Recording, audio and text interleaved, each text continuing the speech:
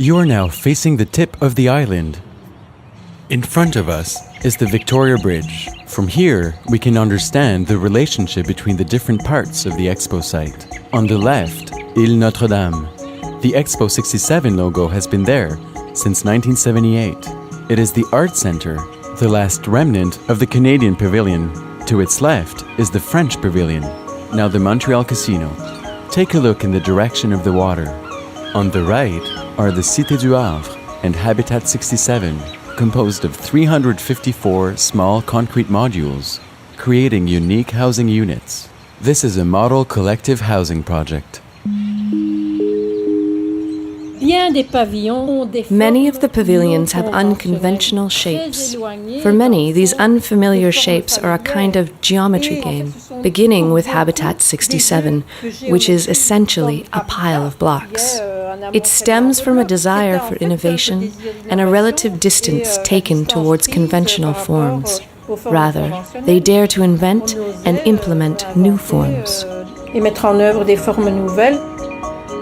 think the fundamental concept of Habitat was to reinvent apartment living, to try and create the quality of life of the single-family house in a multi-level, high-density urban environment. The sub-agenda was to try and harness the technology of prefabrication and mass production to produce more efficient housing so that basically we do so with more efficient resources.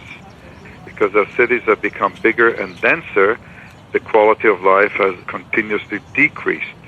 And so the concepts of Habitat are, I think, as more urgent than ever.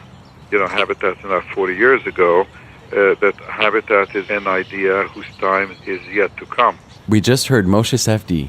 It was he who designed Habitat 67, a prototype of collective housing.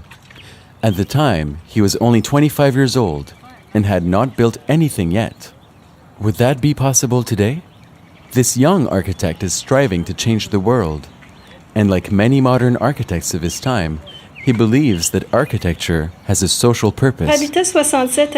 Habitat 67 was classified in 2007 as a historic monument by the City of Montreal under the law on cultural property for several reasons. Habitat 67 innovates by its concept, differing from both the model of the North American suburban and urban housing projects of the time. This is an experimental project and a feat of engineering. With its on-site prefabricated modules and the use of innovative concrete technology, Habitat 67 bears witness to the ideas developed by the post-war architectural avant-garde across the world. Habitat 67 is one of the rare pavilions inherited from the World Fair that is still firmly anchored in the collective memory. As for all universal exhibitions, most of the pavilions are designed to be dismantled or demolished at the end of the event. It is at the Cité du Havre that we find most of Expo's permanent structures and pavilions.